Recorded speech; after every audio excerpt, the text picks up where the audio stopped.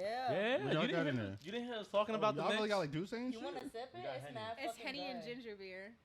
Oh, that sounds good. It's Nah, so that's good, bro. Like, You want to sip? I mean, It's not a mess. You don't have to ask Dante. Take a sip, bro. it's not. Damn, we must really be past COVID, huh? Yeah. Now you my brother, bro. We go way back. Way back like wave caps. I'm screaming. That shit good, right? That shit different. it's not bad, yo. That shit is The different. dark liquor and ginger beer combo. That shit is different. Elite. About to order ginger beer for everything. I'm saying, bro. Yes. You guys got ginger beer? About to go to the deli Literally, real that's quick. where I be. I'm like, yo, do y'all have Henny? Do y'all have ginger beer? It's like the questions I ask when I go to bars. Like, You don't got that? Damn, that's crazy. word. I just I'll like, be right back. I'm gonna go to the damn. store. I'm like, Can I just get damn. a shot of this? Thank you. Damn, y'all don't got that? Damn. All right. Shoot, what y'all got then? You know? Facts. a Like, fact. tell me the menu then. What you got? You got wine? What kind of wine y'all got? The worst bar I ever went to though was this terrible bar. It was like somewhere near like it's near like the seaport area or the docks area, and they had like 8 beers and like maybe 5 hard liquors, and that was it. I was like, this is garbage. Damn. I had one shot with my friend, Was and it I a was tourist like, spot? no, it was like this really really small. It was like a Hole in the small wall? dive gay bar, and the music was so fire, and the vibes in there were so good. The liquor, trash, Damn. trash. They didn't have That's not money. at a good level. Yeah. Okay. That's so They upsetting. didn't have It money was there. upsetting. It's I one was of those like, places you could bring your own bottle in and they wouldn't give a shit. It should have been so they were though. strict? Yeah, they were strict too. I was Oh, that's like, weird. y'all selection is not good enough to be this strict. Like, Weird. They said rent is too expensive, man. They said they can't nah, buy the in $80 that neighborhood, the $80 facts. Henny bottles, man. Yo, you can't do man. that. I'm screaming. They said y'all get the local IPAs, and that's Local it. IPAs.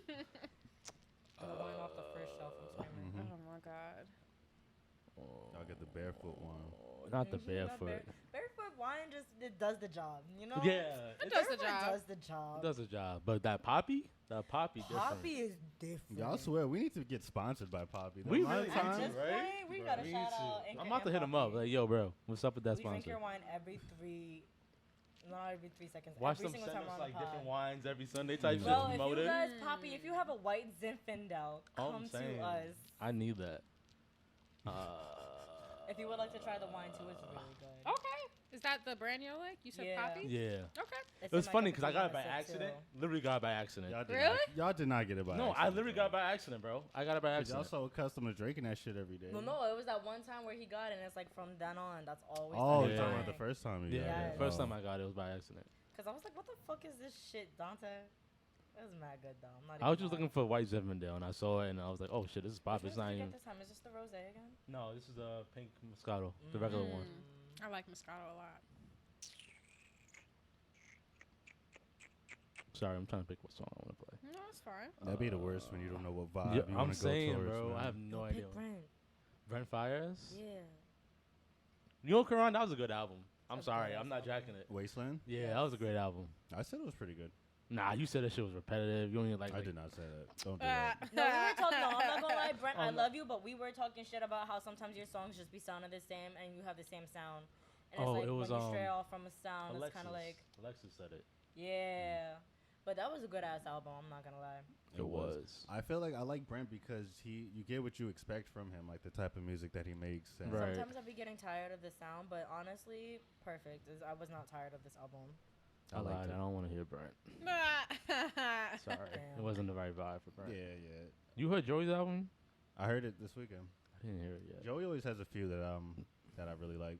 Yeah, I There's love maybe me like some Joey. 3 on that album that I actually would go back to. I love me some Joey. I do have a like take, but I don't know if when we talk about new music, we'll get into the take. I got you. Yo, I Damn. love like in the headphones, all you hear is just the Her beats. beads just I love ASMR. it. Yeah, it sounds so good, bro. I I'm love so it. glad. I I, like love it. I feel bro. so bad now when I'm on camera. I'm like, my bees is going off in this audio. Nah, oh I my love it, god. bro. I'm I so love glad. it. Whew, That's just thank gonna be God. the intro. Like, I'm saying. To the Soapbox podcast. Damn, you can't sneak out of nowhere. I can't, yo. I can't. Nah. I really can't. Oh my gosh. Niggas be like, you hear that? Yeah. That's Makima. Yo, Makima right here. No, that's definitely me, though. I can't make no quiet exit or entrance no more. Not at all. We dig the beads, though. Thank you. Good. Thank you, guys. Do you do your own hair? I do, because I am too cheap to pay like $350. Yeah, To have that it get shit is done. expensive. It's so expensive. You gotta pay like deposits and shit now. Oh, you gotta pay for your own bundles and everything. Yo, it is. I don't know what is going on in this city. Like, I miss getting my hair done back home, where it was just like you just showed up and then you got your hair done, you left. Now it's just like, all right, I need a deposit at the when you confirm your appointment, and then it's like, you know, yo, some of these places have the nerve to say come with your shit washed and pre-stretched. Yeah. I'm like, why am I coming to you if I That's a have to fact. wash and pre-stretch my hair? The nerve. You're wildin'. Yeah, like, that's crazy. no, there's no way. That's a fact. There's absolutely no way. Some toxic ass shit. I would have been dumb tight if I was not recording this whole time, bro. I was like, yo, am I recording, bro? I have no idea. You gonna play the next song? Nah, that's it. That's the intro. This is, That's a different song. What's that box for? It's my soapbox. Dante, we need If to you get have into, important playing things more to music. say, you use a soapbox. Well- Dante never wants to play music. Well, I know YouTube doesn't allow you to play music. it doesn't. It doesn't. I'm telling you, I'm gonna get your laptop fixed, and I'm gonna just give you control of like music and soundboards. I'm telling you. Matter of fact, give me your laptop right now. I'm gonna fix it. It's not broke. I just need a charger. I don't use my laptop. I have a a spare smartphone. charger. Nigga said he just needs to charge it. I have a spare charger. What kind of MacBook you got? I have an old Mac. I don't think you got the charger I need.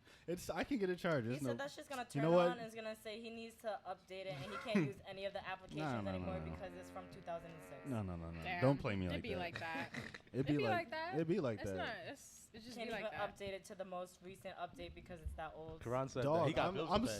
dog, I'm sorry that like, yo, like even iPhones is like $1,000, $2,000. Yeah. Honestly, God. I don't ever use laptops, but because like my smartphone could do everything that Right. a laptop can do. So Right.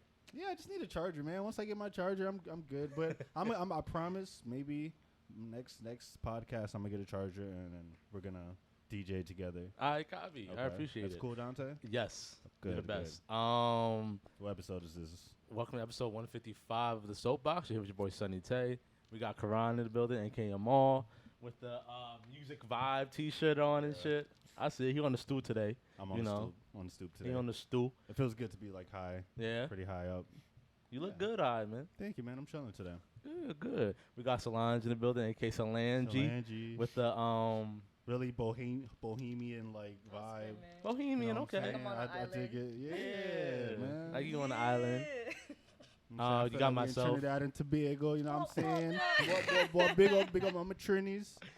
You got myself, Sunny Tay. You know what I'm Say saying? it like that. We got our boy Sunny Tay in the building. Sunny Tay, you didn't even hit the drops today. I didn't hit the drops. You're right. Why would you do that? Why the fuck did you have to say absolutely anything? We gotta hit the drops.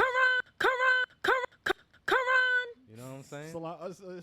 Simone's so aggressive with my name. Like, damn, I Simone. don't know what to say. I forgot about me. Where am I at? Where's Sunny? No. Sunny Tay. And hold up now. And we got a special guest. We got the lovely Makiba in the building. You know what I'm saying? Round of applause. A round of applause real quick. All the way from the BK. All the way from the BK. You're right. Yes, All the way from can the you BK. believe it? I made it in one piece and everything. Oh man, Yeah. how are you? How are you on this Sunday? With the I'm lovely good. orange dress on. Oh, You with the didn't orange shout out dress her on. I outfit. apologize. It's I apologize. okay, man. Yes, I'm wearing orange because that is like one of my go-to colors in the summertime. I just I like love wearing that. orange. That's a bold color, honestly. You don't see a lot of Yes. people wear orange. I'm just I'm a color enthusiast with my clothes. Like I don't love really that. own no black, really. Really? Like I really have to search for black, you know, when I'm Wow. like getting dressed. Interesting. So So is it easy yeah. to match your clothes? It is only because my style is like based on not really matching. So I love that. so like I'm very big on like I like clashing patterns. Oh I wow. like wearing stripes with polka dots. I love like wearing that. checkered shit with stripes. Like I The just plaid like don't have to match. no. Are you a person that doesn't like to match your denim either? I don't care about matching my denim at all. Like no, I like clashing colors and patterns and all Mhm. that shit. Like I just like wearing a lot of stuff. That's Like beautiful. I don't have outfits. I just buy like a bunch of shit and then I just pair them, mix and match them with each other all the time. So dresses I like though, because it's just I'm dressed in one article of clothing. Okay. Like just put it on and leave. Like I don't have to wear like pants and button nothing up, no t-shirt, no undershirt. Like, Right. oh my gosh, no, I don't got to do all that. Just swoop swoop and out. Like the dresses are like the champion of the articles of clothing for me.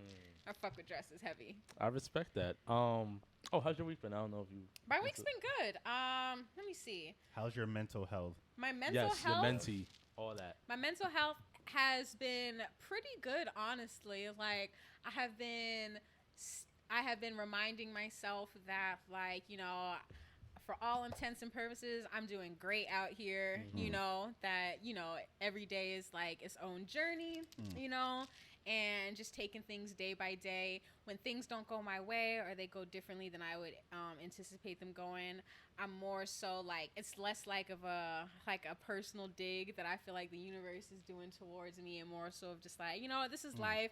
How are you going to navigate this new situation? How are you going to make this work for you? Right. And just enjoying, just really changing like my inner dialogue. Cause my inner dialogue, I really be catching myself sometimes just like the thoughts that just come into your brain, like, girl, how would you think that? Yeah. Like, that's so awful. I'm so happy you said that. I be sitting there thinking to myself, like, and I just be minding my business, like, girl, this is so fucking dumb. If you don't stop, and I just be like, whoa, why did I just think that? That's mad. What? Quick question for you, because this has been a very heated debate we've had in the past. Do you think that it's okay to fake the positivity? Oh. Yeah. Faking Do positivity. you think there's something wrong with that? When you're going through a situation or a bad scenario, to kind of not really fake the positivity, but kind of just force yourself to be positive? I feel that, because honestly, I would say I first started doing that when I was like at the very end of college. I know when like I was really just like I was willing to do any and everything to like get out of this really like depressive space I was in for like a long time. So I was literally willing to do anything, including that shit. Like look in the mirror and be like, girl, you great, you popping, you this, you that, you got this, you gonna do everything you want, you gonna do this, do that. And then in the moment, I feel ridiculous. And like, I just feel like, wow, I'm literally just like lying to my reflection like this in the morning. Like, and it just feels like, That's a bar right there. so hard. Just like, yo, I'm really just lying to myself first thing in the morning. What a great way to start the day. Like, yo, it was really bad. But I do feel like though, like, I think about all the other lies I tell myself throughout the day, and I think it's so sad that I assume that I'm lying to myself just because it's positive stuff that I'm saying to myself. Right. But like when I tell myself all this negative shit, I just take it as like fact. Like I don't ever think like, oh, none of that's true. Like it's really so sad like how we do. So I would say it helped me. I did it enough, and even though I did feel stupid in the moment doing it, like just having like fake positivity or whatever, like after a while, like I would start to recognize like some truths in there, and I'd be like, actually, I am kind of dope. Like, you know what? I do this really, really well, and like I do feel good when I do this or I do that, and like yeah, I do think I'll still be great in life, you know, even though this period sucks right now. So I feel like whatever you need to do to just see the next day is critical, and you should do it without any shame, even if that means like faking positivity. Like if that just gets you through the day, fine, just do that shit, you know? Anything that gets you to the next day. That's what it's about. I forgot. What was your stance on that? Yeah, what's your Because I know stance? that you're pro fake positivity. my stance is because these two, or people in general, have These two. given me back. Well, no, mainly these two. I'm not gonna lie, it's Calling mainly them these out. two. I'm saying. Because I've had people hit me up on the side, be like, you know Really? what, like I actually really agree with that. But no, these two pretty much think that, because I'm the type of person where Words in our mouth, it's okay. if I'm going through something, I try to make sure that doesn't reflect on anybody as far as like my relationships with other people. But like I really just try to like force myself to be positive, no matter. And these two kind of think that I'm not able to release like my true feelings by faking the positivity. Yeah. And I understand it's okay to kind of release, and if you're able to release, but that's my problem. I rarely release. Like I don't really cry or do things like that, but I'm able to like communicate and like joke around and just fake the positivity during really bad situations. Yeah. You know? Okay. I mean, I see it as like a survival method, you know. Like we all have different ways of just like surviving the day-to-day shit. So some people laugh when like they're faced with adversity. Some people just totally break down. You know, some people just completely shut down entirely or close themselves off. Some people go into self-isolation. You know, some people like we have all types of ways of just coping with things. So, and I genuinely feel like if it's not hurting anybody else, and it just works for you, then just do that. You know? Like, really, why not? Yeah. Like, why not? But we're trying to get Karan to release 25A because we're like, you got to stop bottling. Shut up, man. But you know what I'm starting to realize? I'm just starting to realize everyone is different and everyone has their, like, different ways of... The mix and stuff, of, you know, dealing with situations. And, like, I'm not that type of person. Like, I'm the type, if I, like, do release, I feel like I get stuck in that, like, slump, you know? So I'm the type of person, I just got to, like, keep going, keep busy. And, like, I don't know, man. It's... And I do get that shit, because then when I do have moments where I just like give in to my emotions and like break down or cry and things like that, afterwards, I'll feel better for like a second because it's out, and then like immediately after I'm just like, what a waste of 2 hours. I have all this shit to do, and all I did was spend the last 2 hours just crying over some shit. Nothing has changed except 2 hours have passed, and all I did was wallow in that feeling, and nothing changed. That's how I be feeling. I'm so hard on myself though, like objectively. Something's changed. You released whatever you was feeling at that moment. Yes. Yeah. So there like, was okay, a I'm change. done being a big ass baby. It's time to get my life back together. Yes, Dante's not editing any of this out. I'm good at editing. He's not. It's okay. We keep it raw. We do. That's fine. Fuck. You let me change thought. Yeah, I hear you with the fake positivity, because lately I've actually been doing that shit too, but I've noticed I'm not as good as I used to be at it. Like my emotions show on my sleeve like a lot.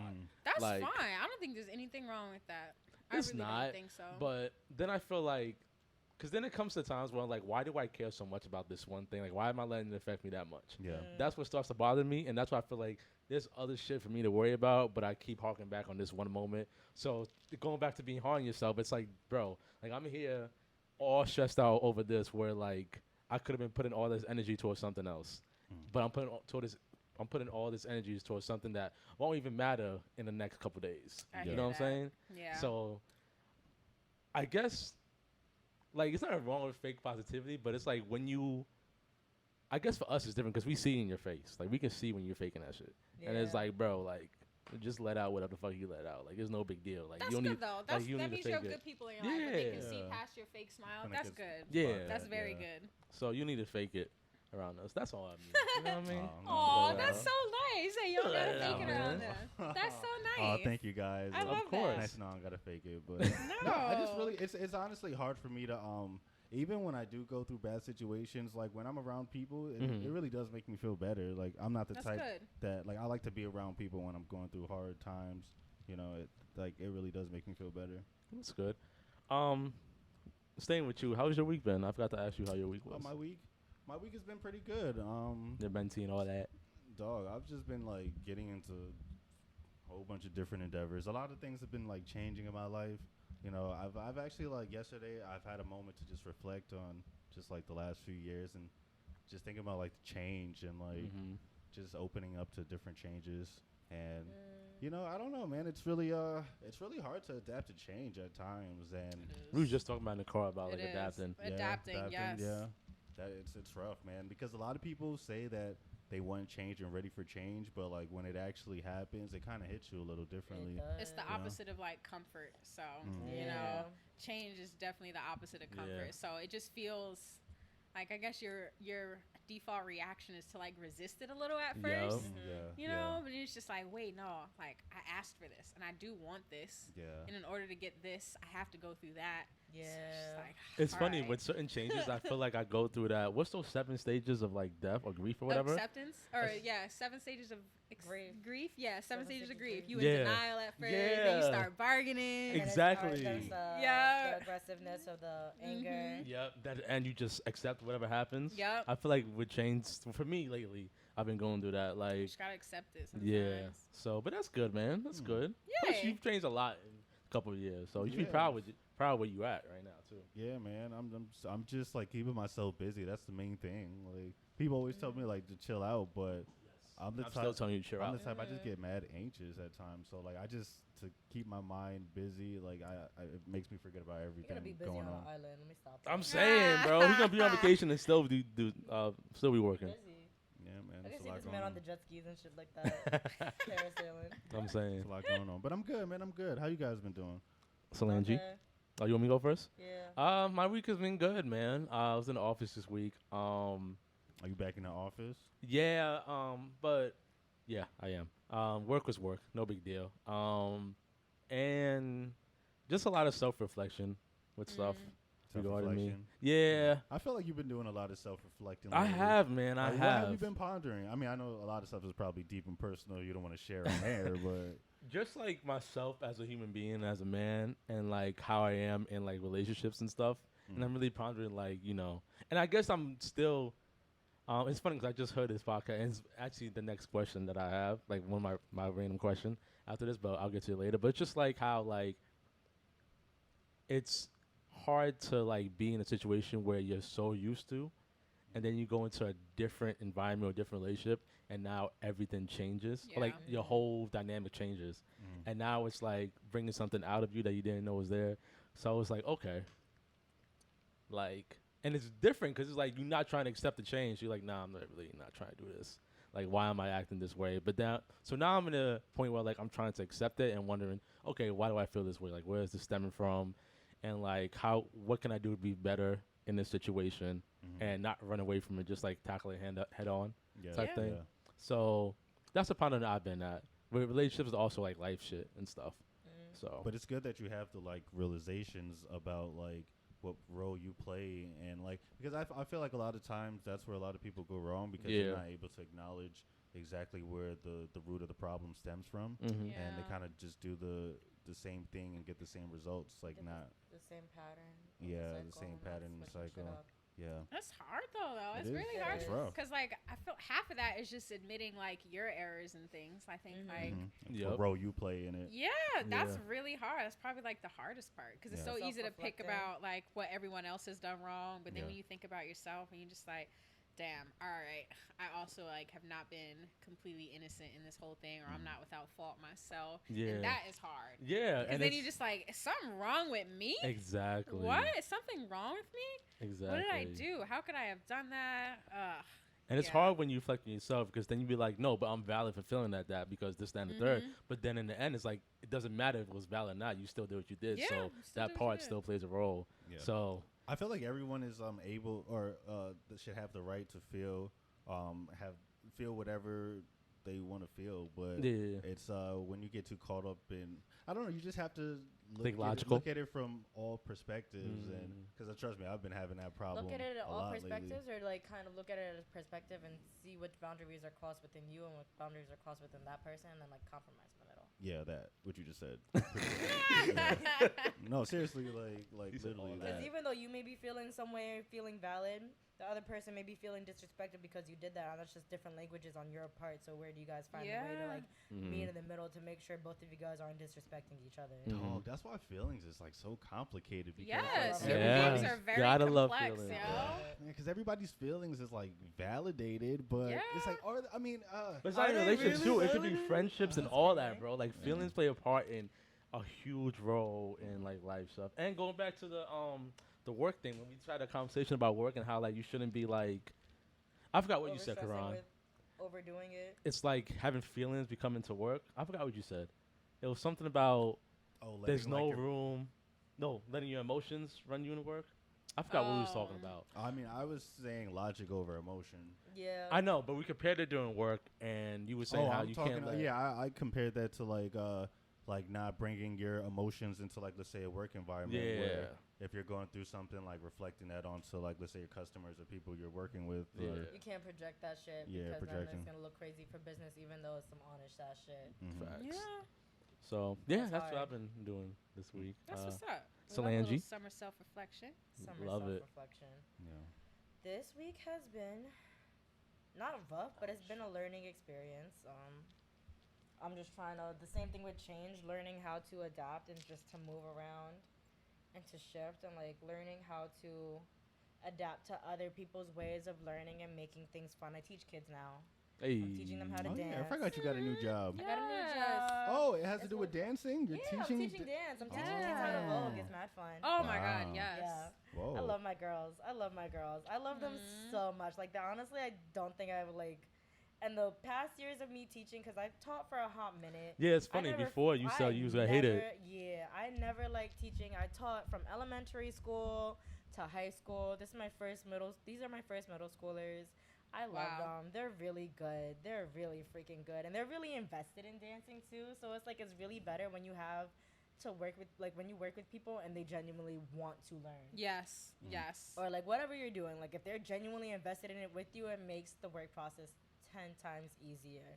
So like if I'm having an off day or something's going off, they're gonna feel that. It's gonna affect the classroom, and like I'm trying to adjust right now to find the middle grounds because I got new students mixed in with the old students, and the old students are getting bored because they don't want to repeat the same things. But the new students are like, so it's that adapt to change of like how am I gonna balance the two out and like make it work. We're currently in that stage right now.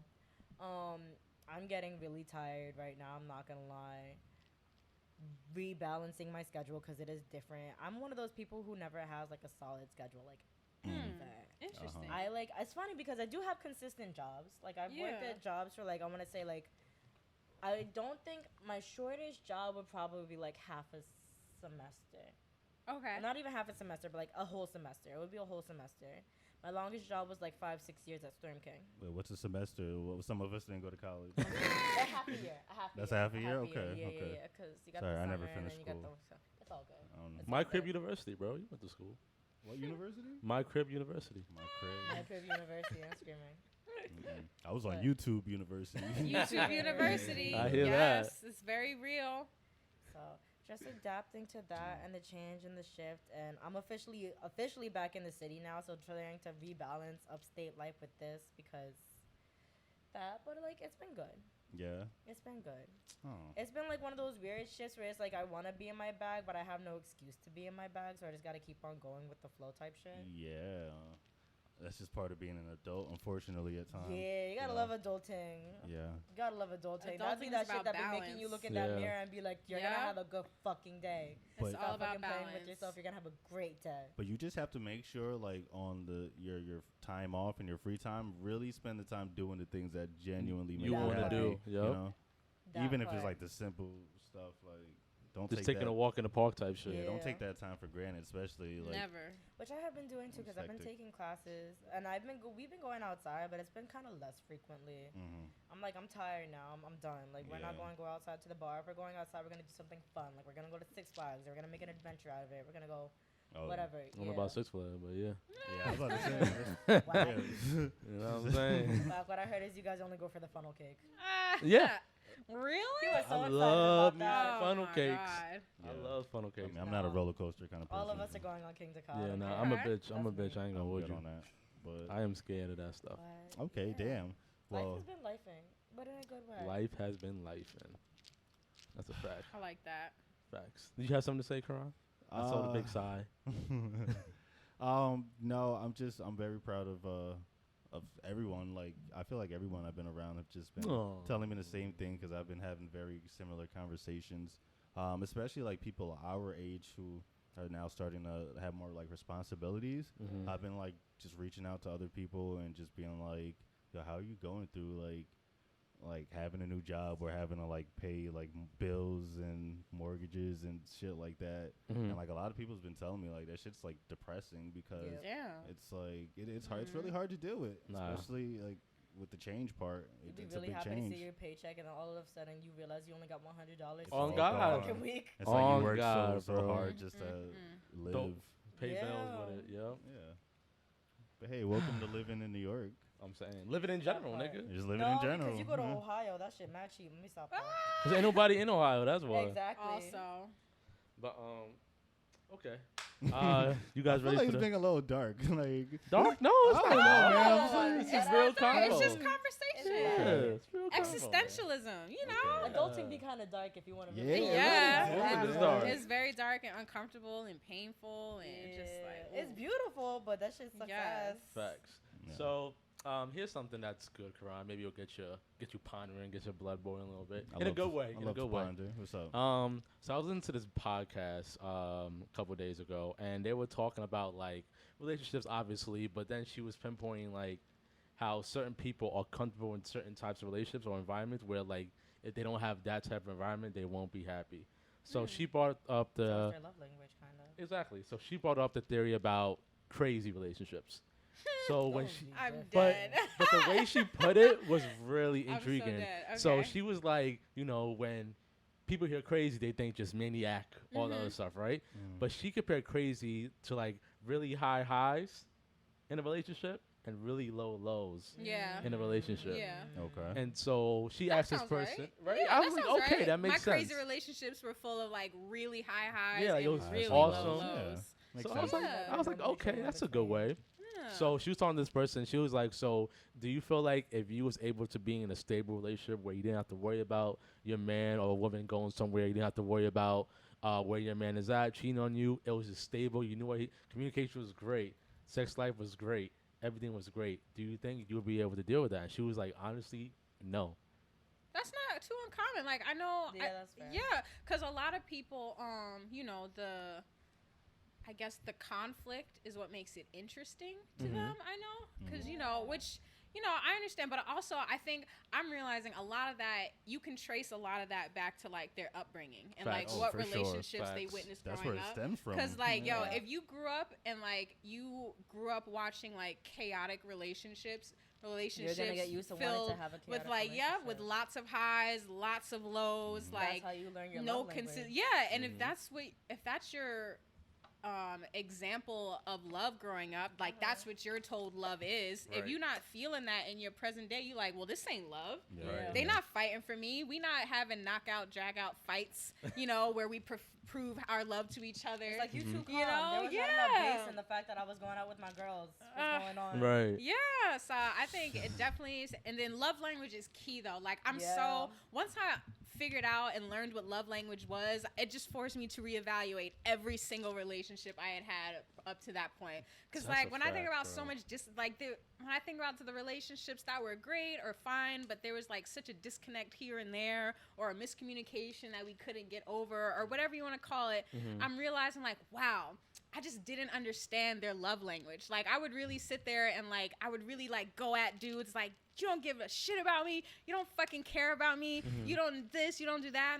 And then he would be like, no, I do. I swear I do. But because he wasn't loving me, like, the way way you I wanted. love, I'm seen as, like, you not loving me. But when I thought back, I was like, all right, some dudes, like, really do show their love by giving you shit. Right. Like, that's really a love language for people. And for me, I'm like, fuck this gift. Like, I don't want this gift, bro. I want this. I want that. Fuck gifts. I want, Right. like, quality time. I want deep conversations. I don't give a fuck about no gift. Right. But, like, if you don't have that skill or, like, if that's not your love language, then, like, no, you don't give that to another person, like, by default. So just learning love languages, like, asking, like, up front, just being like, yo, how do you love and how do you like to be loved? I feel like it's just, like, it saves so much shit.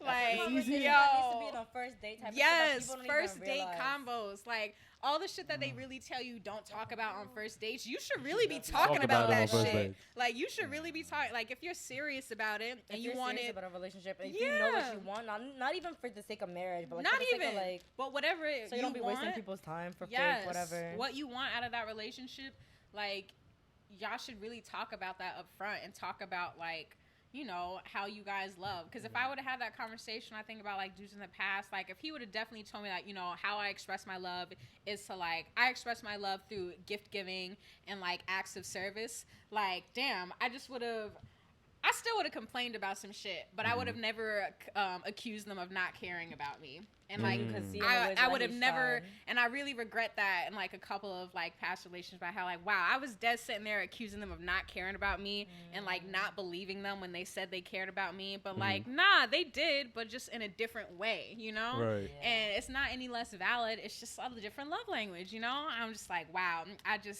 I felt like I had so much new information. Like I just wanted to redo so much shit with that, like learning love languages and stuff. But it's fine. Like it helps me now as like, you know, that I'm older and I do know what it is. And like now I know what my love language is. I can ask that of like my partner and like, you know, just love language is key, man. Just talking is key. We still scared to talk about shit because we don't want to know. We don't want to hear like what they really got to say, or we scared to hear what they gonna say. But emotions be scary. Emotions is scary, yo. You don't want to be feeling. No one wants their feelings hurt. No one wants to be rejected. No one wants to be told like. Karan, why are you sighing? Wait, why are you sighing in the corner? What's why wrong? Wait. No. What's wrong? We have to. What's sounds wrong? She stressed. said. No, he sounds so sad. No, we have to rewind this. Oh my You god. said a lot, but we're gonna have to rewind this. So let me get this straight. No. I'm in trouble. No, let me get this straight. So you both of y'all. It seems like everyone seems to agree, but you Oh, I guys, didn't answer yet, but keep going. you guys want because you said you want them to express that out front. Just what their love language is. Okay. See, I think the problem is a lot of people, their love language be like toxic as fuck, yo. But tell me on the first date You're so I expecting know. people to just tell you their toxic traits and I'm their expecting No, my age no, group, no, no, like, no, no, no, no, no, no, no, 27 and no, up, no. I'm expecting you to like be honest with me about how you deal in relationships. Oh, like, you one of yeah. those. I want honesty. I don't want. You none gonna of have to. that You gonna time have to wasted. experience it first. Come on, I'm not. Oscar just gonna tell McCaman said you're gonna have a taste of mystery. He said, "Boom, you have it right now." Because it's and never then you're gonna like have it a very month blatant, later. Like, it's never very blatant. Like it's just like sprinkled in like the situations at times. So Okay, we're not I'm not just asking gonna tell you. No, we're not. I'm not Okay, just gonna tell okay, you my okay, flaws. Okay. My We're love not. No. language We're on not first asking. date. We're not asking you for your traumas on your No. first day Nah, while we- we're eating dinner and we're watching a movie. I just want to know how you want to be loved. And how Who you know- express your love for somebody. Most And that's people not don't, no most people don't know trauma. how they want to be But loved. see, and That's I not agree, true. and that's important. No, though. that is true. That The is people true. Some who people, don't some know, people don't. That's something I also need to know as soon as Mhm. possible. Like if I'm about to like try and get involved with someone who literally can't even articulate their love language to me, That's how can't you do know it that they. right now, That's how you know you they know? don't love themselves because it's kind of like Or, they're like, working through that shit. they're still working on like they're in a place that Figuring I'm that not shit at out. and I can't really be at. You know, I just Right. feel like honesty is key because we owe everybody honesty up front so we can like just decide like if I really even want to rock with you. Like just give me that choice. But like, don't make me feel like you some stable, emotionally developed man. And then we and hear then 2 I'm months finding out in. like 2 months in. Wait, you can't even articulate how you feeling in this argument right It's now. no, That it's should be easier said than stressing done. me. It's easier said than So done. if a girl pulled up to you on a first date and was like, "Yo, so how do you show a woman you love her?" You just would not tell her. Well, no, I mean, me personally, He'd be mad transparent about it. I see this nigga. He right said, "Well, now. you know." I would be able to do you that, know. but I would that's, give that's you not some explaining. That's not explaining like the flaws. I'll dick you down once a week. That's excuse me, Sludge. That's not explaining like the flaws that like we possibly. I mean, see, the thing is, There's no flaws in love language. You know, There's no flaws in love. There's no flaws in love. Like how you love. I think it's up to for interpretation. Like Because whether it's like a flawed way to love or not. Exactly. You know? And before I let you finish, Karan, it's Before I like let there you is some finish, toxic sorry. love Lunch. relationships. Yes. Stop There, it. there is some I toxic keep love. talking in the background. My bad, There is sorry, some go. toxic love languages, and honestly, if that's the way they want to be loved, that's the way they want to love. Because then the next question is like, let's say you go into a new relationship and it's a really healthy one. Do you want to compromise that love language or that relationship? Like for that person, or do you like, no, I can't compromise myself for you. Like I need this type of stability, this type of instability, whatever it may be, and you're not giving to me, and like I can't compromise that on my end. If you're willing to compromise it on your end, then maybe we can make this work. No, see, I understand that, but all of that happens within time. This is not a 1 day. 2 Honestly, day It's bro, not a process. 1 day, This 2 is day gonna be like, process. a But it's ongoing at I don't least a think so. good conversation starter for the Yeah. first date, so you know what you're getting into. Compared to like you didn't know what the fuck you were getting into a month in, and now Yeah. you're like, well, fucking shit. I hear How the that. fuck do I deal with this? And now I have to also deal with the change shit when I'm Yeah, already now I have uncomfortable. feelings for you. I actually like you. Yeah. And now I You know? have to It's deal like, with, learn with this new factor of a layer of an onion. I'm not saying that I needed this layer right in the tier beginning, but I needed to at least see something peeled so I know how I could at least move forward with you. Because if I don't even have that, where are we supposed to go? Because now I'm just loving you off of vibes, and now it's not even like, I'm not even liking you for the person that you are. It's kind of crazy. It's like when you pick fruit and it's not ripe yet, but you based on how you look at it and you expect it, you feel like, all right, in 3 to 4 days, this could be perfect for me. You know? That was At a the great 3 to 4 analogy. That was a days, great analogy, it might Karan. not be perfect. It might, you know, not everything ripens right and food spoils, you know, but, you know, like when you get to the store, like, all right, this is not what I want. I'm not even going to bother with that. But this one, all right, I see the potential in this one. It's all about potential. And I feel like if we just had harder conversations sooner and we're more honest with each other, It'd be easier to see whether or not. Because a lot of animosity and like resentment and like anger we have towards partners when it goes south, like we just think about all the wasted time on them, and it's just like time is something you don't get back. So I feel like we owe it to ourselves and the people we date in to just be as honest as possible as soon as possible. That was a and then you can just make decisions, like give people like the right to choose whether or not like they want to involve themselves. Because that wasn't a bar. That was a whole chapter. That was a whole chapter. That was a verse. Like I'm so slow to open up in relationships. Like I'm very, very slow to open up. It's like we like start to open up on the small things. I feel like we're just getting into like the deep, because I feel like a lot of people don't even necessarily know how to identify the problem within themselves. What I heard is you like a little bit of mystery That's within true. a relationship. You don't like to know all the layers, but you like to like peel them throughout time. By peeling back slowly with the experience. Like, I don't know, man, because I just feel like it's not as like you don't need to know your baby mama's first trauma as soon as you sitting down at the dinner table when they were 5 years old as to why they're like this now. Yeah. Type shit. You want to know that later on. I mean, it's not like I wouldn't want to know that, but I just know like in like you would be overwhelmed if that was the first thing that said at a dinner date. Me personally, because I like shit like that. Like I'm the type, I'm gonna dig into everything, but I just know for the majority of people, it's like, and in the real world, like people are not gonna be that transparent. Like, of course, it just takes time for that what relationship does that to mean, develop. The real world. I feel like people use that phrase a lot. When I thought you were gonna say transparent. Like, I'm glad you said the real world. Sounds great, Makiba, but in the real world, I'm like, so I'm not living in the real world. No, I'm That's just saying. my thing. No, I'm just we're saying for not. the We're in the majority. Matrix. No, We're in the because Matrix. It's a whole fucking. I would love to respond to that because I guess when I say in the real world, because that kind of I feel like it has a negative connotation to it. But I feel like when I say like in the real world, I just mean the majority of like people. Because I feel like norms. a lot of people. Because I agree with everything you're saying. I'm just playing devil's advocate because like I feel like we are all free thinkers and we're able to communicate That's fair. But I feel like just the majority of people like they have a hard time identifying the traumas and they're not able to just come out like. Which is true because it's really hard because some people don't even know what the fuck they're dealing with. Don't know how to communicate, Yeah, huh? you know what I mean? Yeah. And I feel like the only way you can get good at communication is to start communicating. Facts, like, you just gonna go through life and be like, I'm not good at opening up, and that's it. Like, you just gonna go through life not opening up, not being good at it, quote unquote. Like, that's the only way to get past that is to start talking about it. That's the only way to get past, like, your inability to articulate your feelings and your emotions and talk about your love language. Like, you just gotta, like, somebody has to be interested in you enough to, like, ask you. And you got to be open enough to, like, take the bait and be like, all right, they give enough of a fuck to ask, like, to ask. Like, all right, maybe I'll at least, entertain them with an answer. Or, like, Try and give them at least a something. little something. Closed mouths don't get fed. Just a little something. Damn. Just a little something. I'm trying to see. I know we're kind of going everywhere with Bro, this, I love it. I'm trying to see. I'm letting y'all rock. I ain't I'm even trying to talk see how yet. I I'm want letting to y'all word this rock. question. But do you guys ever feel obligated for someone you care about to, like, quote unquote, be like their therapist? So, like, let's say you find somebody who you really are into, and like I said, you might not find out all their flaws and traumas from up front, but let's say you are able to communicate that with them, but it's like a new process. Do you guys like feel the need to what's the word? Therapize?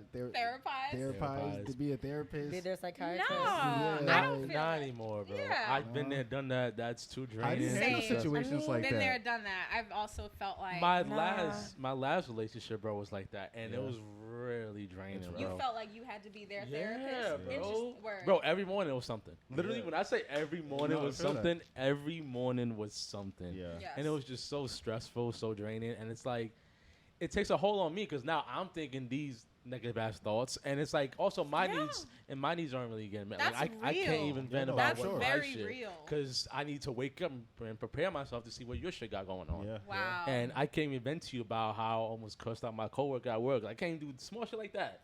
Like I won't be able to do that because I know throughout the whole day I have to make sure my mind and my energy is towards you and what you have going on. Yeah, yeah. Wow. I think that shit is stressful, bro. I don't think that we should be somebody's therapist. No. Like helping them, yes, because there is some growth in like some people you need to grow. Like some people need to grow together, and I get that. And it's okay to be there to help them out or guide them.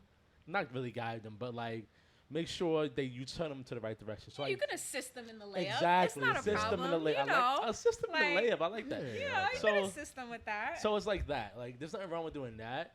But if I catch them keep coming to me with stuff, and That's this- hard. there's coming to a point I'm like, listen, I don't have the mental capacity for this all the Yeah. time. If you really need someone to talk to, maybe we should get a therapist. And that's a hard conversation to have. Because what That if is- that In a like, relationship- conversation really does help them? Like, It could help It them. could help. You But- know? Yeah. But it What doesn't about me? necessarily exactly. What about What me? about you? Because now this is an 80-20 relationship. Exactly. That goes back to, for me, or my strong belief in like you need a life outside of your partner. Yes. Like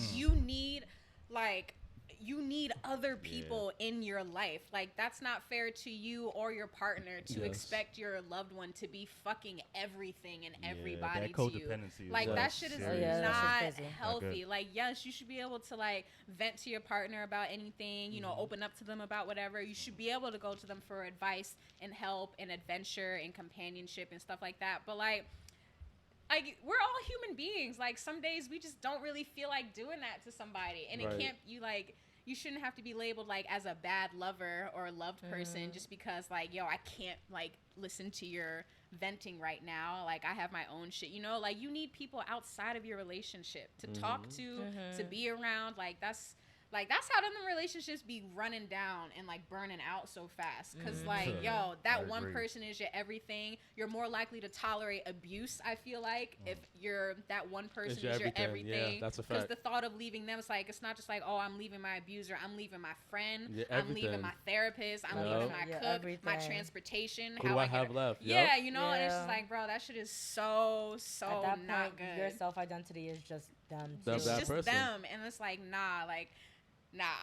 I'm only saying that through experience because I have been there and done that before. And I knew when I really knew it was like, all right, Makiba, like this has to stop. Was when I was dealing with this one dude. It was for a number of years, and then when I finally was like, all right, I'm good off that forever. Like anytime I saw somebody, the first thing they would ask me about was him. Like they just associated me with him and vice versa. And I was like, yo, man, I didn't talk to that dude in like months. Hadn't seen him in months, but still, when people see me, the first thing they ask me like, yo, so how is so and so? I'd be that's like, crazy.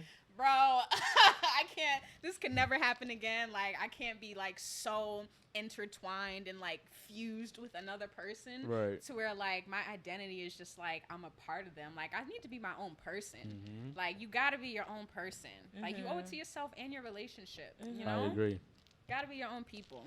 Do people do that to you and Dante? No, I Y'all- mean, I y'all feel like go some out and people y'all do might. a That's podcast okay. together? Nah, you can Nah. like y'all can spend Nah. mad time, but you have I people think outside of your It's really relationship. like I love the dynamic of it because we are separated, but I do love the love that we get when people are like, look at them together type shit. Oh, yeah. It's like sometimes it's like validation of like, okay, this is cute, this is nice, this is fine, but they know how to separate the two because there's Right. also like we're two individual people, Yes. For sure. but it's also like it's never like, oh, how is Dante doing? It's like it's when they see us together that's when it's Yeah, affiliated. exactly. But when we're separated, it's completely Yeah. different. When they Like- look at you, they don't just think about Dante. No. They want No. to talk to you Solange. about Dante. No, you they know, see like Solange, that's the same thing with weird. Dante. That's Yeah. mad weird. But when it comes to like when we're together, then it's like okay, that's when we're like affiliated doing shit together. Exactly. yes, Okay. Yeah. I think it's so important. And I think it's beautiful because within both of our friend groups, because we've known each other for mad fucking long. So whenever we're hanging out with the boys and shit like that, like it's like comforting. It's not like me and Dante. It's like it's Yeah. just like They treat Dante, her like Solange, one of the yeah. boys. that's what's up. Yeah. Yeah. Even though Henry be your boyfriend, it's all good.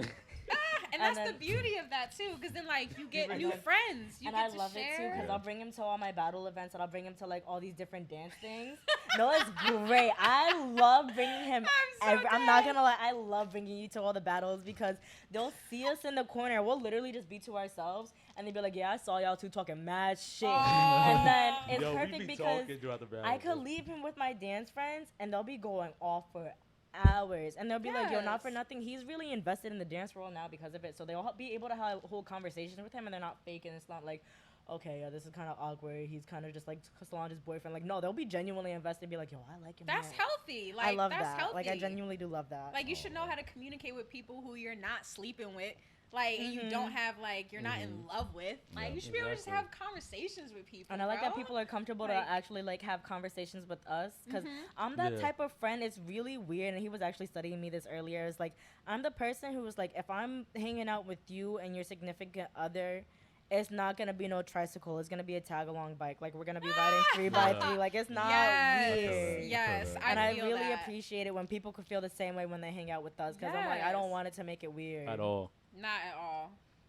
But back to the self-identity of, like, sorry, because I was remembering, I was like, I think that is a love language for me. Not the fact that to be someone's therapist and help them out, but like, I need to know where you're at mentally before I deal with you type shit. Yeah. It's not like I'm gonna help, like, even if I can't help you out because I'm not on a level to be able to help you out, I need to know where you're at mentally to know what levels we're vibrating on to make sure we don't make each other feel worse or shit like that. Yeah. Okay. Right. Yeah. So it's like, I need the communication, but it doesn't necessarily mean that I could do anything for you. I'm going to do what I can, but I'm going to let you know, like, I just need to know where you're at. So it's not like I know that it's a me thing to be like, okay, am I the one that's fucking up your shit? I need to, like, just separate it and be like, okay, you're in your mood, and we could figure that out however we deal with it along the ways. But like, when you're in your mood, okay, at least I know that, like, this energy is not because of whatever the fuck is going on within us. It's some shit that you're trying to deal with, and even if I can't help, I'm gonna still be there. But I just know that it's like, that's what you're feeling. I'm gonna let you rock and do what you need to do to let that out. Yeah, no, that's some real, honestly, that was the realest shit, and I really respect that, Solange, but is it okay if we could please take a refill break in the bathroom break? Oh, screaming. My brother really gotta go right now. We're gonna take an intermission. I'm so sorry, guys. It's running through you, the little babies. The little baby corona. La coronitas. They're running through you. I'm not mad at it, though. I got I'm like an aspiring artist, you know what I'm saying? So I'm trying to work on my stage presence. I'm not mad. I'm so not mad. You're hilarious. Got the radio voice on right now. Mad calm and collected with his wine. I'm trying to keep my composure and, you know, work on my because, you know, when I re-listen to this, I be so mad at myself. I'm like, yo, why am I yelling? Like, why? You're passionate. You're passionate. I don't want. Nobody wants to hear that shit. Like, yes, we do. Yes, that's we do. That's the reason why people be tuning in. People want to hear passion. Exactly. What's Passion's good. It'd be too much passion, man. Nah. It's not too much passion, bro. People don't like boring ass people. Talk about it. That's a not whole on fact. podcast. You can't be boring on a podcast. You cannot be boring on a podcast. My smooth jazz can. voice, you know what I'm saying? My late night NPR You're voice. funny, bro. Late night talk show. Yeah. How y'all doing Something tonight? Something like that. Having a good time, y'all. Okay. How we feeling? The vibes are right. The vibes are good. Do I have another question? Nah, I think I'll save that question for last. Okay. So Makiba. Yeah. So, we get to the like that. Listen, man, you gotta. I suck at transitions, by the way. That's okay. I'm horrible at transitions. That's fine. And let me say, I love your name, by the way. Like, do you know where, like, Thank you. Yes. So I have the last name of my dad's favorite singer. So there's this singer called Mariam Makiba, and my dad was like, that actually sounds familiar. Yeah. Okay. Like, all of our parents probably know who that is. Like, your mom definitely know whose that is. So like, he was like a super fan, really? a super fan. And when my mom was pregnant with me, like, she let him name me, and he chose that name. Yeah, I was like, "Come on, mom! Like, that's mad trust. Like, her first child." But like, yeah, so she let my dad name me, and he gave me Makiba, the last name of like his favorite African singer. She was like an activist, you know, like all that good shit. Mama definitely So knows him. I'm definitely proud to have her name. When I was younger, I actually used to hate my name Really? because Nobody could teachers pronounce never it, said it yeah. right. And then, like, They racist as hell. They'd be like, "Ma, yes. And everybody in class, they're just like, Jessica and Elizabeth. Yeah. And, just like very easy, very common names. Mm-hmm. And then when I got older, I was just like, I fucking like my name. My name is dope. My name is different. It means something. Right. Like, it belonged to like a prominent person in the culture. Talk about it. So I'm like, my name is lit. Let me stop. Talk yes, my about name it. is Makiba. Yeah, very, yes, very strong and powerful name. Yeah. Yes, thank you so much. Yeah, man. Okay, Makiba, with your powerful, strong name, how do you hold out your legacy throughout your art? My legacy. Look at that powerful question. Yeah, I'm like, oh my You god. gonna jump right into I'm that? saying. As you can tell, I'm better with transitions. No, it's fine. So my legacy? Gosh. Yes. How did you get into filmmaking? I got into film really by accident. Like, I was a stage actor before all this. Like, I wanted to be an actress more than anything in the world. And I was all set to, like, apply to all the schools with these drama programs. And then senior year of college, I took an elective just to fill out my schedule, and I chose a media production class. And basically, you're working on like the station that did GBTV, which was Goldback Television, which is like the school's like news channel. So that's where I learned how to work a DSLR camera, how to work audio equipment. I learned how to edit on Final Cut Pro, and I just learned how to how the shit we see on a screen is made. Right. And like just learning that process was like mind blowing for me. Like just growing up watching nothing but films and TVs. So just to see how that is done like blew my mind, and I was like, yeah, this is what I want to do. Shout out to Guy Ducanay at NFA. He still is there, still teaching that shit. Oh, shout out to him. Shout out to him. You gotta Shout love out your to our golden black teachers. teachers out Facts. there. Shout out to the black teachers. Shout out to Newberg. Yeah, shout out You know to what I'm saying? The Newberg. Berg in the house. Like, What? You yo. know what I'm saying? Renwick Street in this. You know what I'm saying? Represented. You know what I'm saying? Nigga lived there Nah, for 2 years. He was instrumental. Like he really like he really like jump started the whole thing. Like I literally switched my whole major and I stopped applying to art theater programs and just like immediately only started looking at schools with film programs in there. I switched my whole shit around. Before I was like, all right, I'm gonna go to SUNY Purchase. They have an acting program there. I'm gonna just do that. That's where all my actor friends is going. That's what they doing. Purchase was that art school. Yo, that Purchase is that art school. They So I was have like, all I'm the gonna do arts. that. And then I found film, and I was like, nah, never mind. Like I can't. Like I gotta do something else. And Right. I Purchase started didn't looking have around. the same film department. It was whack. No, it's not whack. Okay, so the thing about Purchase is I feel like they have film conservatories. So it's like really intense, high octane like education and I guess boot camp or something for film. My main thing with Purchase is yes, you're getting the state of the art education and you're learning how to make films, but ain't no fucking film jobs in Purchase, New York, bro.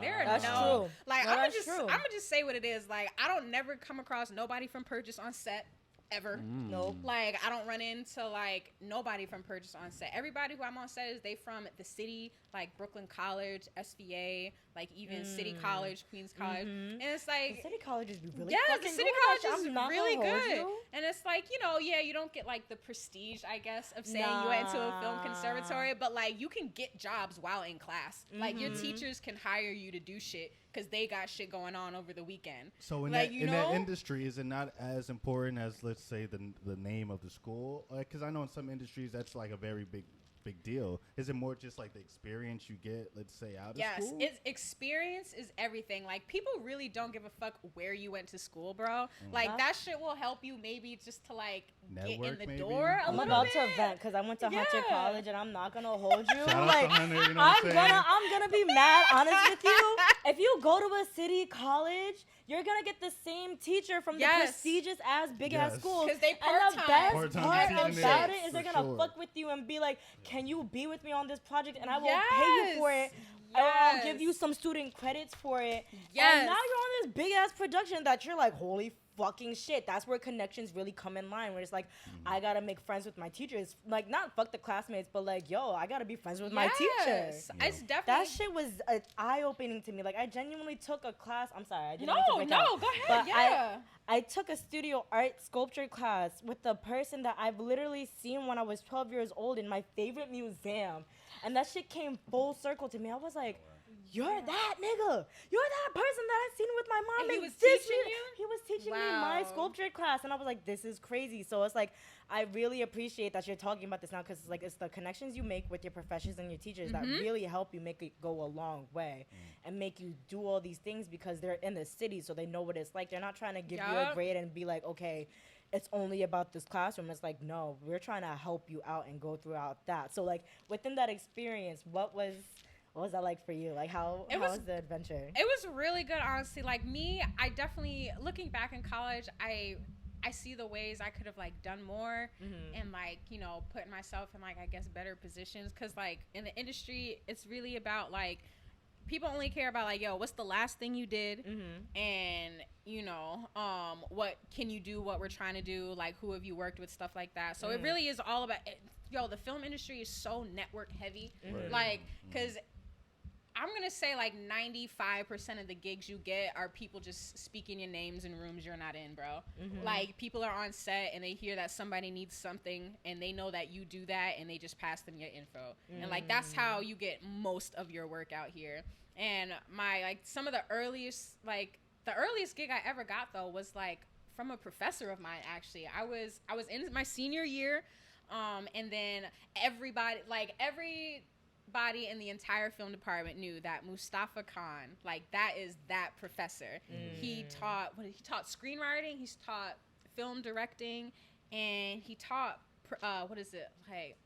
intro to production or something like that. But he taught a few classes, and everyone knew like his classes filled up the fastest. Everybody wanted him as a professor, mainly because not only does he know his shit and he care about his students, but he's actively still working. Like, he's not teaching you from some shit like, oh, back in my day I used to do. He's like, no, this weekend, you know, I was on a set, you know, and I was doing shit, you know. So like, he was actively working.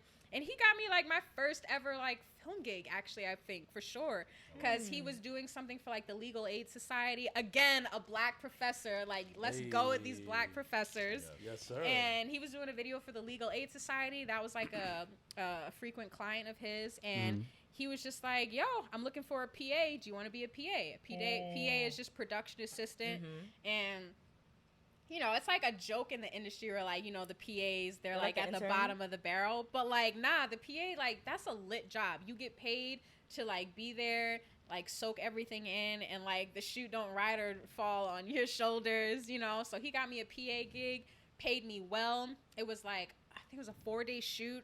I got to travel for the shoot. Hey. I got, for real. Compensated with the hotel and everything? Everything. Fire. I had my own hotel room. Fire. I got paid. Like, I had my tasks that I did. Like, it was just like, it was my first time like being paid to do film. Something that you love, yeah. Something that I love with a professor that I loved and like truly respected. Like, I was like, wow, like, this is some shit. Like, to know that, all right, he must see something in me. Yep. Cause like, he could have asked any motherfucker in that film department, but he asked me. Yeah. All right, that's got to mean something, Facts. you know. And then when the film was done, I got to see it screened. Like, I got to go to the screening at Cipriani's on Wall Street. Yeah, and I was like, what the fuck? I had Lucy like, is how you feeling like you're important type shit. You dressed up to the nines. yo, and I knew, I was like, damn. Like, the night of the screening, I remember like I was late because like I just was like, yo, I don't got shit to wear. Like, I don't got nothing to wear to Cipriani's like on Wall Street. Like, I don't got shit. I don't got no shoes, no type of dress, nothing. So I was like freaking out. I didn't know what to wear, but it was just the experience, you know, like being on a set, contributing to the set, getting paid to do it, and then seeing it play on a large screen in front of an audience at the end. I saw like the full experience, and it was outside of school. Like, it wasn't for a grade. It wasn't with like a group or a project or nothing. It was just like real work. And I was just like, okay, I got this. You know, it ain't nothing. It ain't nothing like that. And he reached out to me again, like the next year. Like that following year, he reached out to me. He was like, you know, we're back at it again. I'm trying to get the same team together again.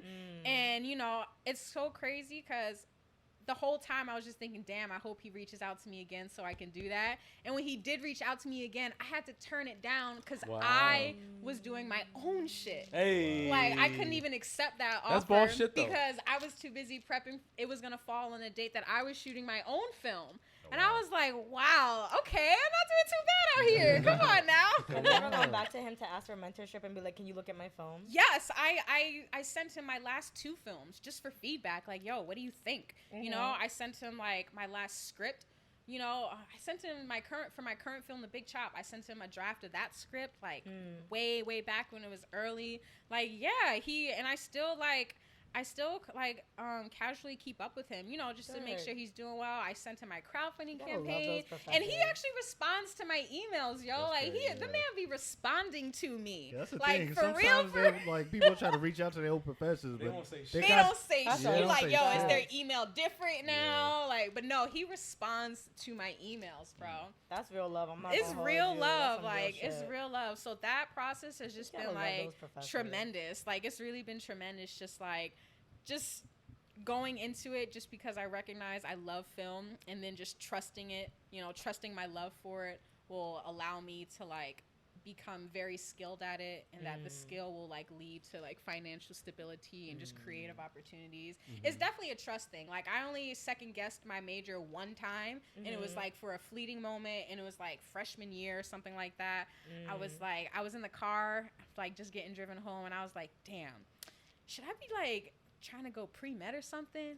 Like, should I be trying to not pre-med? Cause I had college on a full scholarship, like Fire. literally not a penny of tuition, wow. and I was Fire. like, yo, am Love I that. wasting this? Like, I'm I about to get what spend you're 4 saying, years yep. of tuition on a fucking film degree. No, I get you it. Like, This I'm about shit. to really do this? Should I just be pre-med? Should I just get some business degree like everyone else? Like, should I just do some, you know, like, what should I do something else? I feel like I'm wasting this whole scholarship right now. And I was like, man, fuck all that. I don't want to do none of that shit. I'm just going to do film. And I thought I second guessed it for 1 second. Like, 1 second. But I just That's always gonna happen though. That It like does 1 happen, hour, you that know? 1 second of doubt. It's just like, When you're in damn, this shit, am I like, doing oh, the Nah, right that shit thing? was a line for you. I'm not gonna hold you. That shit was do.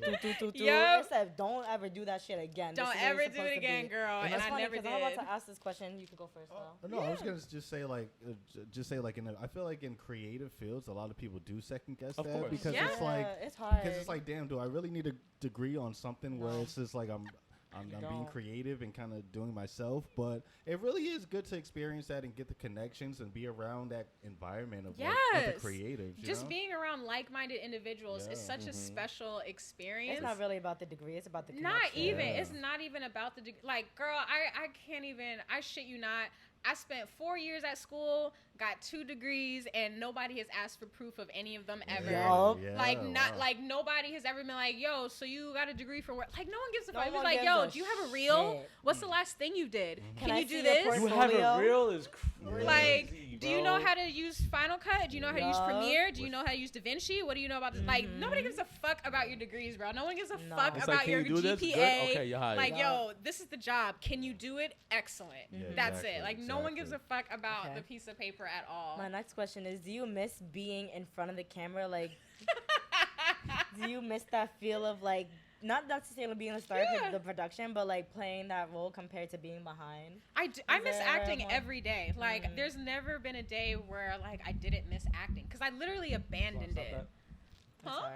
No, it's on the Solange. Oh, I was alright. playing with the mic. My bad. Yeah. Bad, He can hear it, he can bad hear it. podcasting, Salon. I'm sorry. I okay. got No, you're intrigued, great. It's so all I good. start You're nitpicking great. and doing things. I'll play with No. the things, and when I get really interested, I start like fidgeting. I'm sorry. That's fine. You're doing great. You're doing You are. Like, you're doing great. It's not a problem. You are doing great, Salon. Tell us how to fidget. Yes, That's I great. agree. Like, I genuinely, I miss it every day. And I was just recently telling a friend of mine, I was like, yo, man, I really miss theater, but I don't even know how to get back into that shit. Cause like, I just completely abandoned it for film. Like, the last 10 years have just been all about building my film abilities and my talents and my network and my resume. You don't think it's like riding a bike to get back theater? into that like? I hope so, because, like, the thing about acting was when I did do acting, it was all stage acting. And stage acting and camera acting are, like, Completely totally different things. Like, I'm definitely, I prefer stage acting because, like in one sense, it's much harder just because, like, yo, you get one take when you're doing a play, bro. It's like, know your fucking lines, It's and if live. you don't And know it's a it, you live fucking up audience. everybody else. Yeah. This shit is live. Like, you Yeah. get one chance. Wow, But that's crazy. the stakes being so high and you really just getting one chance, like, it just feels, it's so easy to buy into the scene because it feels real, bro. Right. Like, it really does feel real. Like, there's no scripts. There's no, like, oh, if I fuck up this take, we'll do another one. It's like, no, you got one shot to really make this great. And then, you know, you're on stage and, like, when you look out into the audience, you don't see shit. It's just a black abyss. That's a fact. So you can't even tell nobody's watching. It really just feels like you and your partner and your co-stars on the stage doing that shit y'all been rehearsing for months. Right. You know? So it's so easy to just, like, get lost in the scene. Bro, film, the camera's right here. It's 6 inches from your face. You I can't got look at that shit. You 8 gotta different pretend like it's not people there. watching me while the camera is right there, you know? Like, I have a mark I have to remember to hit, and if I don't hit it, the whole shot's fucked up. I have to do my blocking. I have to know my lines. And again, like, I have, like, a crew of, like, at least 8 to 12 just staring at me, like, intently, like, you see all them eyes compared is to the on audience. you. Yes. Like, I can see everybody So with that their 8 eyes is on worse me. than the, like the 20 or Woo, 200 people in girl, the crowd. yes. Oh, okay. That shit is different. Like, my friend is doing a short film next month, and I auditioned and everything and got cast. Okay. So, yes. Talk about it. So this is my first, like, on-camera role since, like, fucking college, when it was just for projects. Are you excited? So I'm very excited. I am nervous, but very excited. My main thing with acting is, like, I love the act of acting, but I just don't like people seeing me act. And I don't like... Because I just like it for the craft and, like, the experience itself, but all the other things that come with acting, Like, like, you don't need the criticism behind it. I don't You need- I don't someone like- telling me this and that. I'm just doing no. it because of the sake of love. yes, I felt hate that. acting classes. I hate that. improv. I hate Oh, auditioning. okay, like, okay. I hate, like, I don't like none of that shit, but I just like acting.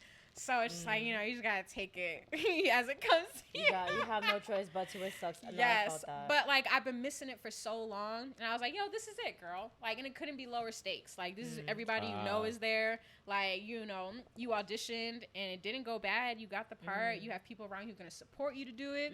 Like, this is it. There's And no you could time take like 3 the million present. takes. You could take 3 million takes. I know that sounds Exactly. crazy, but it's like. So, you know, I'm ready for it. You know, I'm excited to you just, sound- like... yeah. to revisit something like my first love, because acting really was my first love, and then I just abandoned it for film. Went to the city. I moved to the city. That's what happens. Started making That's film. right. Left theater back home. Right. Crazy, y'all. Crazy. Okay. So, speaking about film and production, I'm sorry. I know I'm Yes. taking up all the Go fucking questions. I ahead, bro. apologize. What's up? Yes. The Big Chop. Yes. Was that your first ever film made for yourself? No, The Big Chop is going to be my third film. This is my third film in my, like, professional film career. I'm counting everything post film school. I'm counting as, like, my official, like, film career. My first film was Future Unknown. My second film was Countervail. And this is my third film right now. So, yeah, I wrote this, like, immediately after I graduated. I'm not gonna lie. This sounds like a documentary. I'm not It gonna. does? The Big Chop sounds like a documentary. I'm not gonna hold you. No, it's very narrative. It's a suspense thriller film, and it is about exactly what it sounds like. It's about the Big Chop, and it's about, like, these two roommates. One of them is a up and coming model. The other is a film student in grad school. And one day, the model, her hair falls out in the shower. Oh shit. And the film, her roommate convinces her to let her, like, make her senior thesis about, like, this anomaly. So the whole thing is a mystery to figure out why the girl's hair fell out, and also, like, let's see how this film can come into play. So we've been shooting this film. We started filming this in September of 2021. Now here we are, about to have our final shoot days in August of 2022. That's amazing. It has been quite slow. Like, That's this has been fire. this is definitely the hardest shit I've ever done.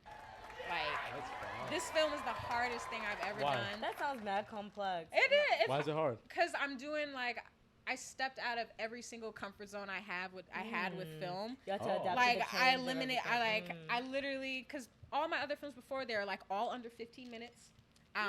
They're black short and white. stories, kind Yeah, of. short stories, short films. I have a preference for black and white films. You know, I keep my shoots really, really small. Like, my crew is small, my cast is small. But, like, this for me, like, this is the first film I've had where I've had, like, a full scale crew. and I've had a full scale, like I've had a cast of more than 2. This is a You full had a color writer, film. you had a producers, you had other people behind the cameras. You were the director type. Yeah, of? so for this, I'm the producer, I'm the writer, director, and I'm the editor. Oh shit. Oh, But damn. yes, but this is the first film. This is the first film where I've worked with a story editor, which really has just transformed my whole shit. How was that like? Shout out to Yeah. Galen Powell, my Shout story out. editor for The Big Chop. How was Yeah, that? the story editing. I feel like there might be like a clash within that. Yo, it was definitely like there was definitely some clashing in the beginning I because can see that. for my thing is like I don't share none of my shit. Like I just Yeah. don't share my shit. I feel like the stuff I write is like for me really, and like I feel like if you share it, it's open for like people to interpret and like critique and all the other shit. I'm like, I'm not here to have my shit critiqued. I'm just here to make my shit. But like I had to like just get over that ego talking. Sometimes it's necessary. You know, it so was people very can understand necessary. And comprehend the story that you're trying to give out. Very necessary. I feel So that. working with him in the beginning was really, really hard just because I had to. We both agreed in the beginning that he did not understand the type of story I was trying to tell or the way I was trying to tell it. But it was also just difficult to have somebody who like I didn't know and who didn't know me like try and critique my shit, because a lot of times we be, I mean, like, nigga, who the fuck are you talking to? Like, who are you telling me this shit don't make sense? Right. This shit ain't realistic. Who the fuck are you? Like, what are you talking about?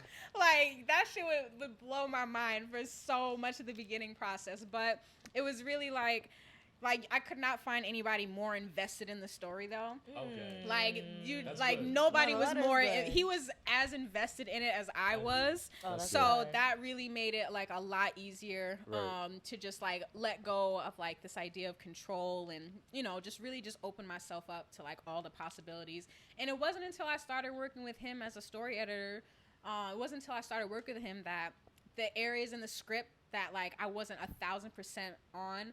Like, it wasn't until I started working with him where I got 1,000% on them parts, Like, just having an outside opinion, somebody who's, like, obsessed with the craft the way I am and can approach it from, like, a technical aspect, but also, like, just an audience aspect, Like, your scripts always sound so different in your mind when you're reading them to yourself or writing them out loud. But when you hear another person, like, say your words and, like, say your dialogue or just another person read it, it changes everything. It really just, like, it changes the whole thing. And, like, I wouldn't have gotten this far. The script wouldn't be what it is today, like, without him. Like, I definitely give him that W. Because, like, yo, the script is not what it is today without him. So, thank you, Galen. Shout out to you. Love you lots. I think that's one of the hardest things about being creative is when you bring somebody else into your way of thinking and you guys try to, like, have a compromise between both y'all heads. Yup. And it's like... And you get defense because, like, nah, this is my shit. Like, It's how the my fuck shit. do y'all And him not... being a stranger was the hardest part. Yeah, 'Cause I'm that like, part I too. just A completely met different this nigga man, you never met. and you trying to talk to me about my shit. That's And my main hard, thing bro. is like, well, where's your fucking films? I'm Where's your Oscar? screaming. You don't got no films out here. How you gonna tell me what makes a good script and a Yeah. good film? Yo, I hear that. I would be so I hear heated that. getting any type of feedback from him. Yo, I'd be so heated. I hear that, This is bro. gonna be my last question. I No, promise. Okay. whatever. Yeah. So because I get that completely, because is there like ever a time when you're working on your films or you're working on your just your script and you're like, as much as you understand the story for yourself, you want to make sure your audience comprehends it as well. So is there ever a time where you're like, am I making sure that my story is telling the story that I needed to tell, that I want people to comprehend, and back and forth? And like, was that helpful for Galen to be there with you? Yeah, he's actually the person who like really forced me to understand the importance of that. Because my thing at the time was I had recently, like within the last few years, I had been watching a lot of like David Lynch films. And like David Lynch, he is just one of those, he is like a shamelessly individualistic like filmmaker. He prioritizes his vision over audience retention like every day. And Can you list a couple of films that are really bad of when it course, comes to no, movies? of course. Like Mulholland Drive is like one of his most famous. Blue Velvet, Wild at Heart. So these films, like Inland Empire, is also really good. Lost Highway, which is like a huge inspiration for The Big Chop. Lost Highway. His films really, like, he prioritizes his vision over audience retention. Like he really could give like he doesn't give a fuck if you understood his film or not. Like he said what he wanted to say. He said what he said, and like however you interpret it is up to you. Like he famously doesn't discuss the meanings behind his films. He's like, whatever you got out from it, that's what it was meant to be. You know, and I fuck with it so heavy because I really hate this idea. I think all artists want to feel like they do their art in the purest form, you know, and like they don't modify nothing to please nobody. And he doesn't, like, he does not give a fuck, you know, what people think about his films. And like his films aren't blockbuster hits, but they're like integral to like the culture of cinema. Like he sets trends and standards, like just with how he tells storytelling. And like when you watch a film, you know it's his film. You know, with like in 30 seconds, you could just start in the beginning, middle, or end of his film. Kind of like Spike Lee, you know that it's a Spike Lee film. When or like Wes Anderson, like you know it's a Wes Anderson film just by like looking at a frame. Like there's just an essence and an energy to his films where like you know it's him. So I really fucked with that, and I was really trying to like talk myself into like, you know, why can't I do that too? You know, like, why can't I also do that? So I was, the first few drafts of the script, I was prioritizing, like, my vision over, like, audience retention. And he was the person who really was like, yo, I feel you. However, like, look at it this way. Like, how much better would it make you feel to know that, you know, your audience at least understood the message that you were trying to convey? Because my thing is with my films, I want people to like talk about them afterwards. Like I want it to just immediately start a discussion. And like y'all can't talk about my shit if y'all don't know what y'all saw. That's a fact. So it's just like, all right, like I'm gonna give you that one. And also David Lynch has like the budget to just be doing what the fuck ever he want to do. You know, like I'm like, girl, you indie as fuck. You don't got them budgets. You don't got them resources. So your story should be crystal clear, no matter what. So I was like, and just shit like that. Like you need a person who really gives a fuck about you and your project to tell you those truths. Like you need somebody who's just gonna be like, look, I know what you want, but this is where we at right now, and I feel like you should prioritize this over that. And you know, you can take the advice, like you could take it or leave it, but a lot of that shit I definitely took because I couldn't deny the results I was getting. Like I could disagree all I wanted with like his thoughts and opinions, but like I could not disagree. I could not deny like the script got better every time. Like every single time we had a session, the script got better and like significantly better. It wasn't like a little bit here and there, but like, nah, the script just got significantly better every time. So I just had to like release myself to the process. Like, you know what, Makiba, you got a story editor. Congratulations in this step in your career. Like, just take that shit. It was a new change and it was an adjustment and it was weird and it felt mad uncomfortable. And like, I just did not like it at first, but you know, it brought me to like the final product that I have today, and it was worth it. And I'll do it again.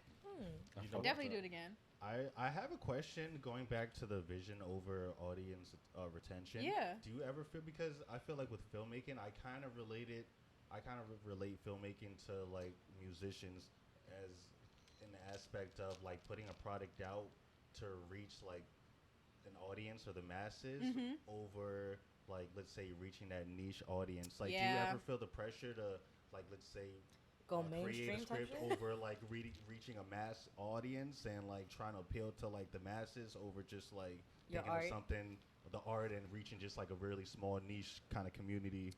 Is there ever any pressure in doing that when it comes to, like, writing a script or directing? There's no pressure to me. I'm very content with being an independent filmmaker, and I really do feel like I will stay independent. I like that. I really do feel like that because, I mean, yes, when you're signed or whatever, you have a contract with a studio or a major distribution. You whatever the fuck they kind of say.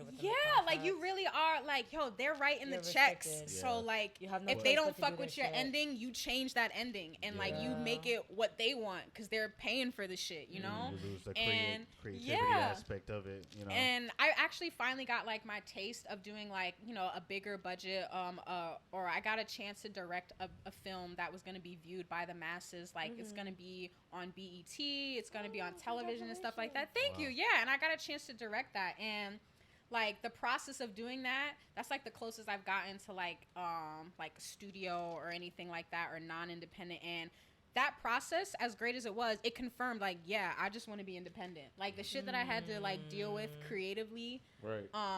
just like, because when Even it's for the sake of a situations like that, paycheck. yeah, it's like there's certain people. Like you can tell the story however you want, but like if this one person ain't happy with it, like Yeah, the whole it has shit to is whole mute. change. You know, and it's just Yup. like, man, like I remember one time like they were really upset with like that I did not get certain coverage in the shots that we were getting. Like they wanted to basically see the character, and every scene they wanted to see the character enter the room and they wanted to see them leave the room. And I'm like, yo, film school 101, that's the first shit that you cut. And like when you're in the cutting room, like characters coming and like leaving the frame, you know? Right. And you know, but it's like network filming. Like they want a formula, they want a specific look. It has to be so simple that you can come in the middle of commercial and like pick up with it. Yeah. And like it's just a whole different thing. And like me, like I'm way more like artsy fartsy as like the producer said. Yeah, when I first got here, it's like, you know, I could tell from your reel you one of them artsy fartsy directors, Nah, you know, like sorry, you man. one of them artsy ones. And I was like, I guess. But like I remember it was really like they were heated, like livid, that I had a whole scene covered in like one take. Damn. Like for me, you know, I made that decision on like a number of things. I made the decision based off of like how many hours we was already there, how many shots we had left to go, how much time we had left in this location. Like I was making all mad. that time takes Yo, money, so you're like, let's do this in yes. one cut, and they want a mad cut scene type of They shit. wanted mad coverage of that scene. I was like, yo, From different angles, from so you different can switch up angles, everything. I was like a sitcom or like, you know, TV Right. shit. And my thing, I'm just like, in my mind, on the setup, like, yo, it's late. We have so much to do left. You We know, would have to pay fuck it. extra people to do all this Yo, shit. like the actors know their lines. The shit is playing nice in a long take. Like, let's go with it. Like, what's wrong with a long take? But in their mind, like the film's ruined because it has a Wow. long take. You know, Okay. like they was 'Cause so they need a unhappy. specific angle. They want Yeah, that like shit. in their mind, the scene's like garbage because it's in one take. So just, you know, a clashing, and like they openly was like, "Yo, these ain't these fucking indie films y'all used to. This is Really? Nah, Screaming, no, that yeah, makes sense. nah. That They makes was sense. the guy, the creative producer literally said in the meeting, like, "This, we not doing them shitty little indie films y'all are used to. Oh, This is the real deal now."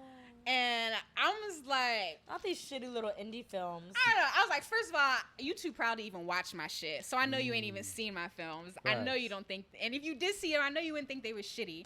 And second of all, it's just like the film isn't garbage Right. just because there's like a long take. They just Or thought- or they just just because know it's what filmed makes differently. money. Yeah, they know what makes money, and that's like Because totally this is so fine. I don't know. I'm be having short attention Yeah. spans. Yeah. But also, I'm assuming in the mainstream world, there's a different way of how they film shit compared It's to the different, indies. yeah. So it's like, I get it. It's like, I It get it sucks. too. I totally get it. And like, that's just something I was like, it just confirmed to me. I was like, all right. Like, yeah, like I don't want to do like studios and like I don't want to deal with this shit. Like I don't want to made to feel like I'm garbage just because I made On a some different Disney creative shit. decision. Yeah, But- I'm just Like everything has to like, be cookie cutter Yeah, queen. but why do things from like the standard, like especially with an art form like that, where it's like I feel like they would kind of promote and try to push being more like kind of different from it the standard depends. industry. It depends, yo. Because when I was still contracted with BuzzFeed, my EP, my executive producer, he was like, yo, I want to hear all your ideas. Whatever it is, bring it to me. Let's try it. We try and fail here. We just try whatever we want. Whatever idea it is, I don't care. Just pitch it to me. I'm down. You know, but on the flip side, you Those have people ones like are- that who don't want nothing Oh, different. so you Like, worked for BuzzFeed before. So you worked for what's the other news shit that people be going to? Insider.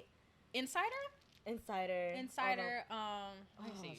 shit. Because BuzzFeed. I could see that A lot because of they're things at the always shade like. room. Oh, I'm Shade Room. screaming. No, but like no, there's a difference between because I had a friend who used to work for Insider, and they're always looking for people who have different creative ideas as to make a video and content because not that they're lost in the sauce with it, but they're like anything that'll reach out to the main audience compared to like regular film. So like. Yeah. Because they're always looking for ways to reach out to the audience so it can hit more people yeah. compared to like film where they automatically know like people are gonna have a short attention span. They're gonna want to see this. We're not gonna change it any other Yeah. way. So what's the difference between that? Because I didn't even know you worked for BuzzFeed. Like, The difference is like, so social media, like the first thing I found out in like actually entering the film industry was like film is like an umbrella. Like, film is not, like, when you call yourself a filmmaker, like, yeah, you can make narrative films, but you can also do, like, documentaries. But you can also do, like, film also means, like, commercials. It means music videos. Directing, it means yeah, TikToks. videos and stuff, It means, yeah. like, Yo, reels. facts. Yeah. Like, yo, I get paid to, like, edit TikToks, and I get paid to just edit IG reels and shit like that. It's Is not that weird? No, not at all. Those are the best Because a gigs. lot of old school people don't know how to work that shit. Like, you Yeah. saw the whole thing with Mark Zuckerberg talking to the Senate about how the fuck to work Facebook, and it's like, They just don't even This know is what mad that is. cringe. Yo, literally. So Wow. it's like the difference is mainly just like I think the audience is ultimately the same because ultimately all big brands, they want to appeal to people 18 to 30. Those are the people who are young, have money, and like push the culture. So I think the audience is ultimately the same. It's really just the duration of the projects. Like, you know, like with BuzzFeed, it was all about getting the shit done in like, well, for the TikTok channels of BuzzFeed, it's all about getting it under a certain amount of like seconds or minutes. But for the long form content, I was on like their Cocoa Butter YouTube channel, and the main thing, my EP was like, yo, it's just as long as it needs to be. Like, I was definitely on some, like, I would always try to have my videos 8 minutes and under just because, you know, attention spans stay short or whatever. Talk but about it. you know, Talk attention about it. spans be short. Yup. But when I would hand in a cut one time, and it was like under 8 minutes, and I was hyped. I was like, yes, got my shit in under 8 minutes, handed it in. He was like, can we somehow get this over 8 minutes? Wow. And I was like, what? What do you mean? But it's different because with BuzzFeed, they have ads in their videos. So the longer the video is, the more ads they can play on it, yeah. which Ads means make more money. Which makes money. sense. Yeah. And I was like, oh, bet. You know, it's just, it's so different. Yeah. And, you know, with like, when I was making short films, like films 15 minutes and under, you know, the first scene is like the most important. Because like, your shit is 10 minutes. If this first scene is like 3 minutes, like, all right, that's almost like a third of your film. Like, you got to grab the audience in Yep. like 3 minutes. Yeah. You know, the big chop is a little longer. It's going to be like 30 minutes, but still, like, the pressure is there. Like, that first scene has to draw them in Yeah. to make them want to watch the rest Continue to watch of it, the yep. shit, you know? So, if at the end of the day, the audience is really the same, and the goal is kind of the same. Like, you want to grab their attention as soon as possible and, like, So- make them think it's worth seeing the whole shit.